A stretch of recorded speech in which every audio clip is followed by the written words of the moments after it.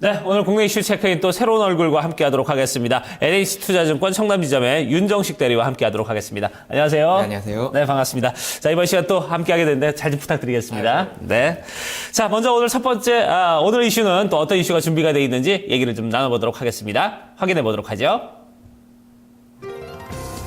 자, 외국인의 귀환입니다. 우리 증시 드디어 이제 외국인들의 수급이 서서히 좀 들어오는 이런 느낌이 들고 있는데 이 부분에 대해서 좀 얘기를 나눠보도록 하겠습니다.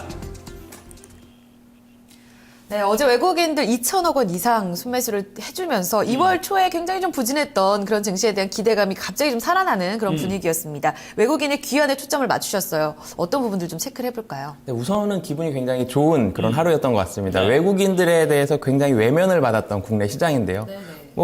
우리나라 같은 경우는 2014년 사상 최대 무역흑자, 2014년을 경신할 것으로 예상이 되는데 그럼에도 불구하고 4년 동안 지속된 이 박스권을 뚫지 못하는 굉장히 좀 소외받았던 그런 시장이었는데요. 네. 외국인이 2천억 넘게 사주면서 거래소를 굉장히 좀 강하게 드라이브를 거는 그런 모습을 보여줬습니다. 외국인이 전일같이 이렇게 사기 전까지는 국내 증시는 자금이 굉장히 부족한 상황이었거든요. 그렇죠. 외국인이 지속적으로 매도를 하고 있고 투신 쪽으로는 펀드 자금이 유입이 되지 않기 때문에 투신 쪽은 자금이 부족했고 연기금이 계속 매일 꾸준히 사주면서 그나마 좀 버티고 있는 시장, 올라가기보다는 그런 버티고 있는 시장의 성격이 좀 강했었는데 이 코스피 시장 중심으로 해서 외국인이 강하게 들어왔다는 것은 분명히 국내 증시에는 긍정적인 그런 신호라고 판단이 되고요. 네. 한 가지 특징이 또 있었죠. PBR이 낮은 종목들 위주로 매수세가 들어왔다. 네. 그동안은 국내 증시에서 거래소를 뒷받침했던 건 IT였거든요.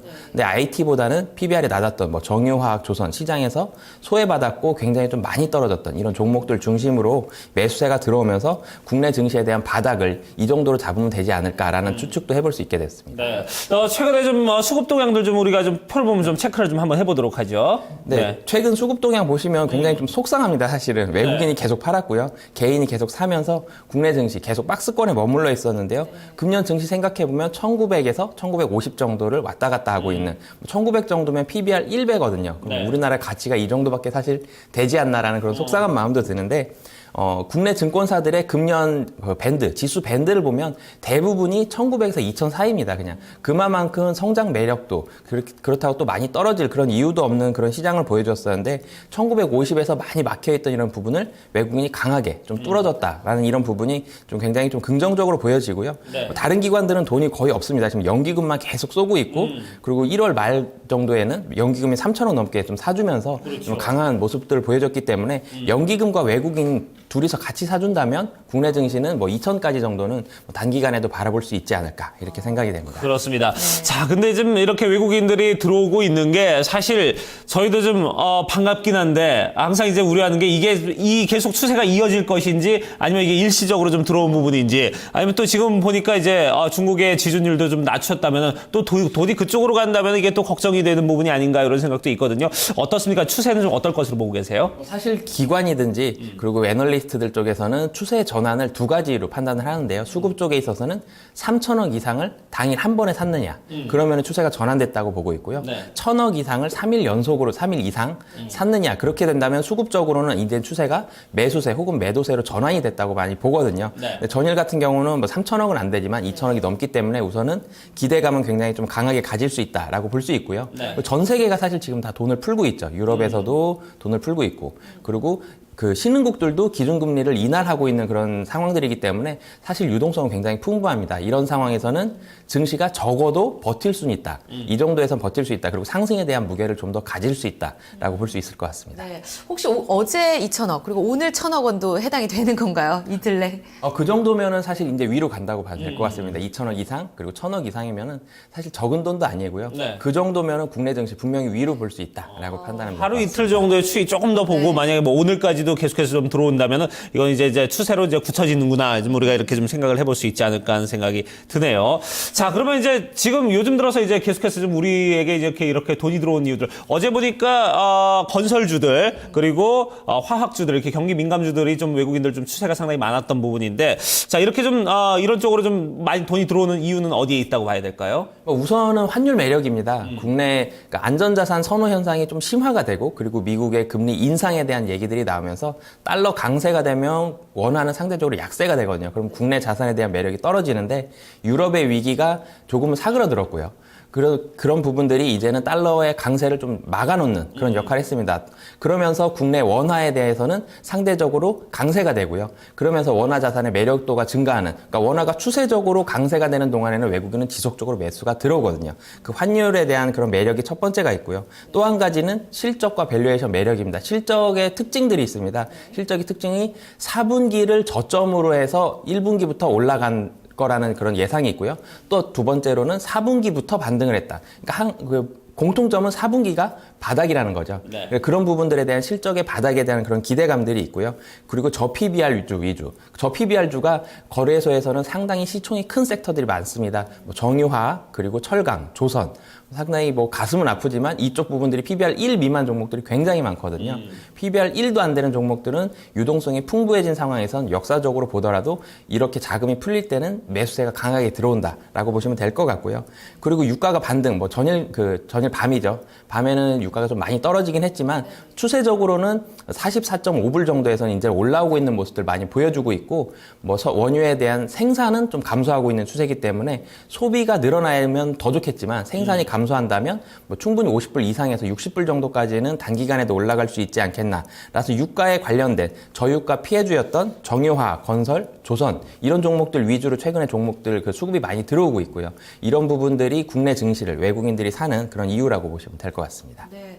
환율 매력 그리고 그동안에 빠졌다 했는데 바닥에서는 잘 끌어올려주지 않던 외국인들이 바닥은 어떻게 보면 연기금이 좀 매수해주고 그 위부터 이제 탄력을 외국인들이 실어주면서 어떤 기대감이 실리는 것 같습니다. 밸류에이션 그리고 유가까지 짚어주셨는데 앞으로 투자 전략을 그렇다면 어제 좀 집중했던 그런 업종 위주로 좀 가져가야 될지 어떻게 좀 가져갈까요? 사실은 투자 전략 잡기가 굉장히 어렵습니다. 저 PBR주는 실적이 안 좋았기 때문에 아무리 싸다 그래도 실적이 안 좋은 주식들 사도 되냐라는 그런 의문점이 있고요. 그렇죠. 실적이 좋은 회사는 또 너무 많이 올라 있습니다. 뭐 몇 배씩 오른 종목들도 많기 때문에 이건 차트가 이렇게 부담스러운데 살 수 있느냐 이런 부분들이 있는데, 우선은 조금 전에 말씀드렸던 대로 환율 그리고 유가 그리고 밸류에이션 이 부분들을 좀 중점적으로 보셨으면 좋겠고요.